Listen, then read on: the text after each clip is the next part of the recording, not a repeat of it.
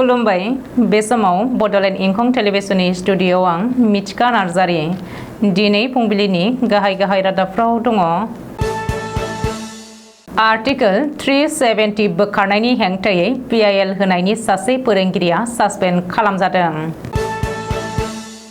गवायाव खामानि मावहैनाय सनितपुरनि सासे लाइमोना बुथारजादों। गुवाहाटीआव पुलिसआ ड्राग्सजों लोगोसे सानै सुबुंखौ हमदों। गवालपारायाव गासै गं 36 मडेल आंगनबाड़ी मिरु लुफुंजागोन। सापराव APDSLनि सिग्रोमनाय। डिब्रुगड़ मुलुगसोलोंसालि बर' फरायसा आफादनि बानजायनायाव खुंगा 11थि गोदान फरायसा बरायनाय। दानिया फैदोनि आबुं रादाबाव।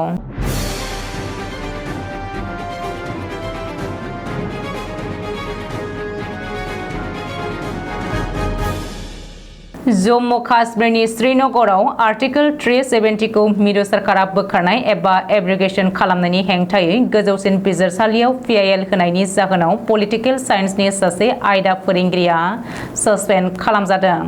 सोरखारि गोजौसिन गेजेर फरायसालिनि आयदा फोरोंगिरि जहुर आहमेद फटखौ शुक्रबारखालि सासपेन्ड खालामदों जम्मू काश्मीरनि गोजौ सोलोंथाइ बिफाननि प्रिन्सिपाल सेक्रेटारि आलक कुमारा। लोगोसेनो जहुर आहमेद फटनि सायाव 1977 मायथाइ सार्भिस कन्डाक्ट रुलनि जोहै नायबिजिरनो वान मेन इनकुवारि कमिटि दानानै होयो। जम्मुनि सोलोंथाइ बिफान जयेन्ट डाइरेक्टर शुभ मेहतानो नायबिजिरनायनि बिबानखौ होदों गोजौ सोलोंथाइ बिफाननि प्रिन्सिपाल सेक्रेटारि आलक कुमारा।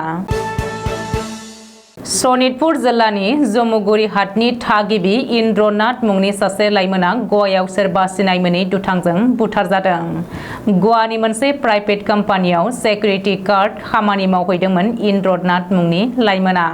सनिबारखालि फुंनि समाव आंगो गामि जम्मुगुरि हाटआव सौफैदों इन्द्रनाथनि गोथै देहाया। सुलुङाव फोरमायथिनाय बायदिब्ला इन्द्रनाथनि गोथै देहाखौ गाव खामानि मावनाय जायगानि साखाथिनि हाग्रायाव मोननाय जादों।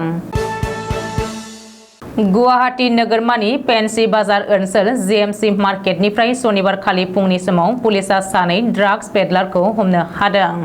हमजानायफोरनिफ्राय पुलिसआ मोनथाम साबोननि डाब्बायाव ब्राउन सुगार मोननो हादों।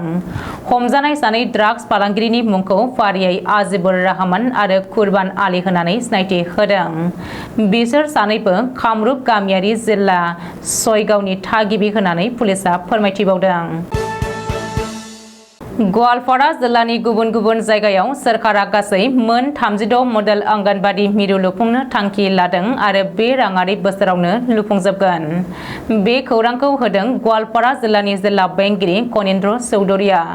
गवालपारा जिल्लानि बालिजाना डेभेलपमेन्ट ब्लकनि बेंखनाव शुक्रबारखालि दरापारा केतिकिबारि आरो 2 नं बामुनदांगायाव गोदान मडेल आंगनबाड़ी मिरु लुफुंनो अन्थाइ खाम्फा बेखेवनाय समाव बे बाथ्राखौ बुंदों जिल्ला बेंगिरि कनिन्द्र चौधुरिया।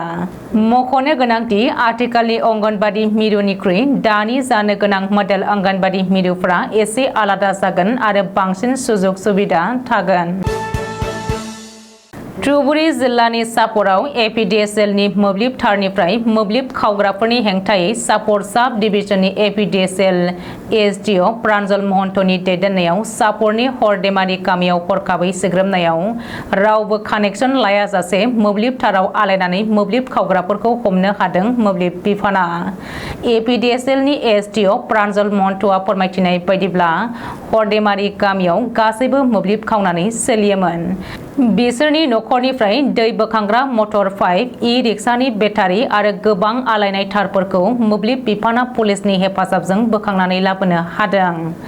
लोगोसेनो जायफोरा APDSLनि मोब्लिब खावदों बैसोर खावग्राफोरनि हेंथायै सापर थानायाव FIR होबाय होननानै मिथिहोदों। डिब्रुगड़ मुलुगसोलोंसालि बर' फरायसा आफादनि बानजायनायाव सनिबारखालि खुंगा 11थि गोदान फरायसा बरायनाय हाबाफारि खुंदों। बे हाबाफारियाव गाहाय आलासि महरै बाहागो लाफैयो मिरु दुलाराय बर' फरायसा आफादनि नेहाथारि बड'सा ब्रह्मआ। जर'खा आलासि महरै बाहागो लायो डिब्रुगड़ मुलुगसोलोंसालिनि बर' बिफाननि लेङाइ बिबुंगोरा डक्टर प्रतिमा ब्रह्मआ आरो धेमाजि जिल्ला दुलाराय बर' फरायसा आफादनि आफादगिरि तेनजिं बर'मोनहा।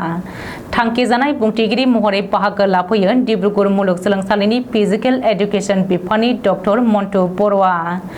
माननि आलासि महरै डिब्रुगढ़ मुलुगसोलोंसालिनि लेङाइ बिबुंगोरा डक्टर ब्रिदुल बसुमतारी, बर' बिफाननि लेङाइ बिबुंगोरा मुस्रिमा मुनमि बर', खौसेथि बर' सुबुं आफादनि आफादगिरि लोगो गाहाय नेहाथारि अबिराम बर', एप्लाइ जिअलजिनि लेङाइ बिबुंगोरा डक्टर रतमाली मोसाहारि आरो डिब्रुगढ़ मुलुगसोलोंसालिनि गासै बर' फरायसाफोरा बाहागो लाफैनानै हाबाफारिखौ जाफुंसार खालामो।